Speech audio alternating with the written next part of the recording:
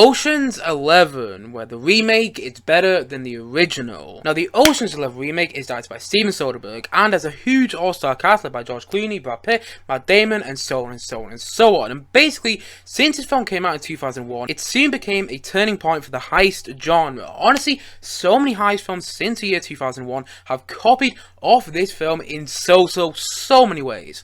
And honestly, you can tell why, because this film is just absolutely brilliant. And honestly, it's so much better than I initially thought when I initially reviewed this film on this channel. Because the thing is though, when I initially reviewed this film on this channel, I initially just said it was enjoyable, nothing more, nothing less. A lot of fun. That's what I think it is. It's a lot of fun. However, since then, I actually watched the film last night, and oh my god, it's far more than just enjoyable.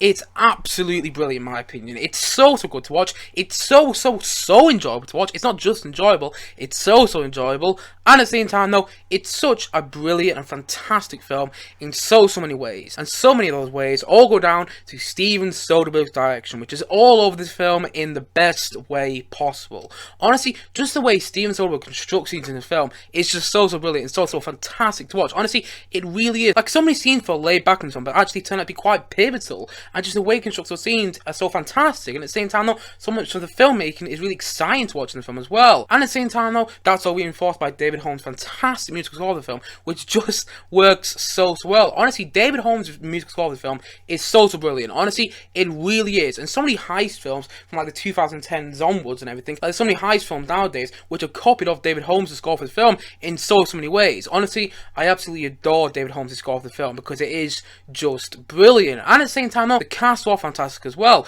Like, everyone has their moment to shine in the film, but at the same time though, no one is outshining each other, and they all steal the show in their own special ways. But at the same time though, like I said before, no one is outshining each other in the film, which just makes the whole cast so fantastic to watch. Honestly, everyone is brilliant in this film. Honestly, they really are. Well, with the exception of Don Cheadle, which I will get onto a bit later in this review, but everyone's fantastic in the film. And at the same time, though, one other thing, Steven Soderbergh managed to balance, you know, all main 15 characters of this film so well. Honestly, you never feel like you're having too much of one character or too little of another character. Well, in my opinion, anyway. Honestly, when I was watching it, I never felt like I was getting too much of George Clooney or Brad Pitt or Matt Damon. In fact, I felt like I just got the right amount of everyone in the film, whether it's Casey Affleck, Andy Garcia, Julie Roberts, and so on and so on and so on. That's something which is absolutely fantastic about this film. And at the same time though, back onto the performances. You know, George Clooney is absolutely brilliant as Danny Ocean. I love the introduction of his character in prison as well. I just think the opening scene in the film, the introduction to Danny Ocean, is just brilliant, and you know, tells you everything you need to know about Danny Ocean just in that scene alone. And at the same time though, sets up the film and gets you really excited for what's to come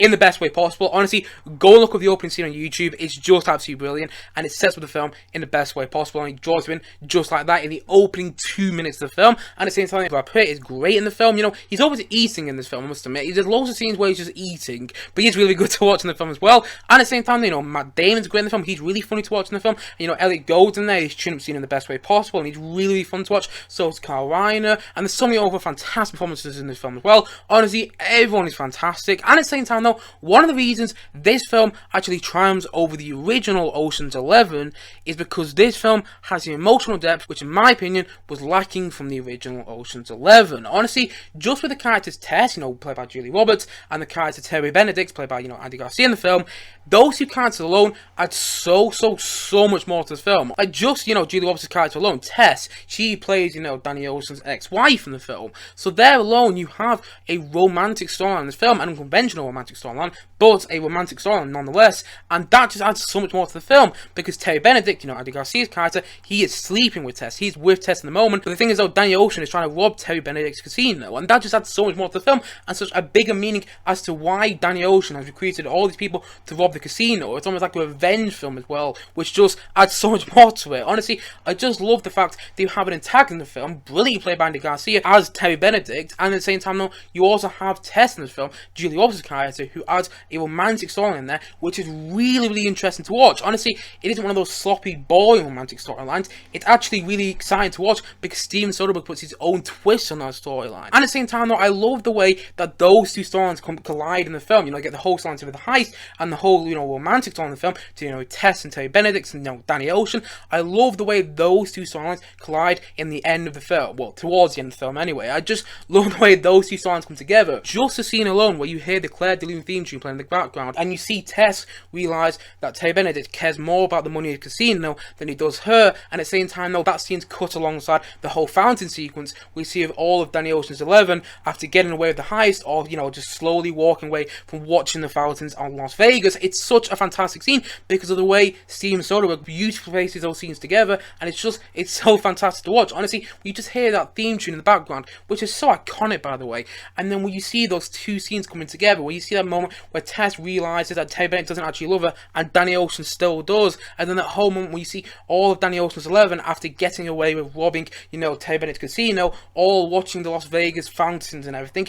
It's such a fantastic moment in the film. It's my favourite moment in the film because that's the moment when the main two storylines come together in the film in the best way possible, and all that emotional stuff, all that emotional depth of the film just has a big payoff in such a fantastic and classy way, in my opinion. And at the same time, though, the whole high stuff is really fun to watch in the film as well. Like, I love the way that Steven Soderbergh, you know, balances all high stuff and everything, and you build up to certain moments. Like, at one stage when they're actually doing the heist, they build up to a power cut with Don Cheadle character does and everything, and that's actually really fantastic. And at the same time, though, I love how the high stuff is edited and everything. Like, you think one thing is going on, and then it turns out another thing is going on, and then, you know, he'll completely subvert your expectations again, and then another thing is going on. And I just love the way Steven Soderbergh, you know, made the whole heist sequence. It's so entertaining to watch. And at the same time, though, I love that the whole boxing match is going on at the same time, though, that they're all doing the heist. Like, it's a whole beard for the heist and everything, and it works really well. And honestly, it's such an entertaining film. It's so much better than the original as well, because it has Steven Soderbergh's direction all over this film, which just makes it so much more enjoyable to watch. And the heist is done in a more entertaining way as well. Like, I like the heist in the original Ocean's 11.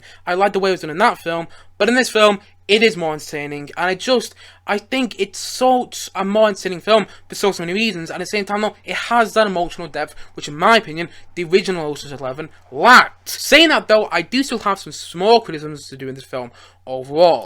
First criticism, Don Cheadle's, Richard's accent in the film is, well, it's something, I'm not gonna lie, and at the same time, though, the two Ocean's sequels, Ocean's 12 and Ocean's 13, have made the end of this film a little less impactful, I've got to admit, because at the end of this film, you think they got away with robbing the casino, and you're really happy for Danny Ocean's 11.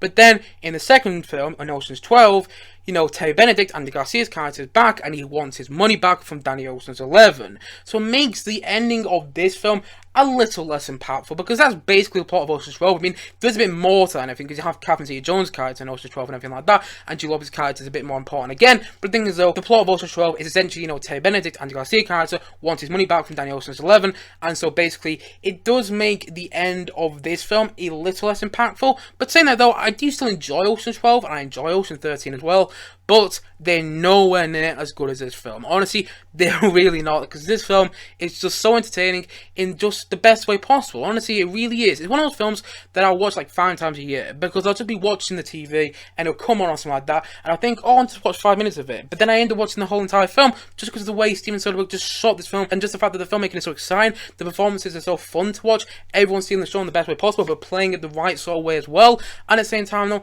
it's one of those heist films which you always want to go back to, in my opinion. It always draws me back to it in the best way possible, and I think it's so enjoyable to watch. I think it's far better than the original, which is something I didn't expect to say.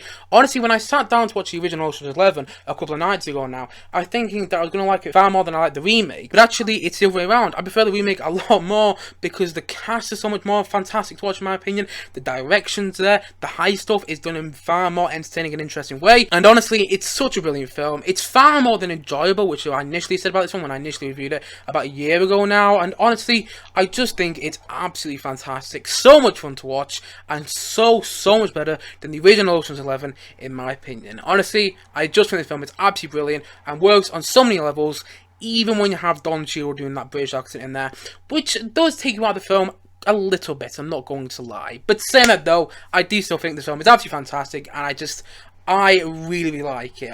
I watch it time and time again, and honestly, just every time I watch it, I just end up liking it more and more and more. Honestly, it's so fantastic and just such a great film. And so, all in all, I'm going to say that the Ocean's 11 remake, I'm going to say that it's a 9 out of 10. Honestly, even my issues with this film, I still like it quite a lot. Honestly, I really do. And the thing is though, like I said before, this film, you know, the Ocean's 11 remake, has become like the granddaddy of heist films since 2001. So many heist films have copied off this film in so many ways. Honestly, what's that Ben Stiller film, you know, Tower Heist, which came out, I'm pretty sure, I can't remember when that came out actually, but the film Tower Heist has copied off the film a lot. And at the same time though, another Steven Soderbergh heist film, which came out in 2017, Logan Lucky, has copied a lot of this film, which is kind of ironic because it's done by the same director. But nevertheless, this film is actually fantastic. The sequels are great as well, but the sequels aren't as good as this one in my opinion. And honestly, I just think Ocean's 11, the remake, is so fantastic. It's so fun to watch, and it's so much better than the original as well. It has a direction with it, it has the energy with it, which I really like, and it's a fantastic music score by David Holmes. It's got this fantastic cast, which all do a great job. You know, Andy Garcia and Julie Roberts are also great in there as well, supporting roles. And honestly, it's such a fantastic film. Honestly, it really is, and it balances all those characters in such a fantastic way, which, you know, so many people take for granted with this film, but actually it's so difficult to do. But Steven Soderbergh makes it seem effortless, and honestly, it's such a great film. Honestly, I could ramble on about why I like it so much, and I have already done already, but honestly, it really is so good, and I absolutely adore watching this film. I watch it time and time again, and it gets better every single time I watch it, because it is just so brilliant, and so much better than the original Ocean's 11, in my opinion. And so, all in all, I'm going to say the Ocean's 11 remake, I'm going to say that it's a 9 out of 10 for me.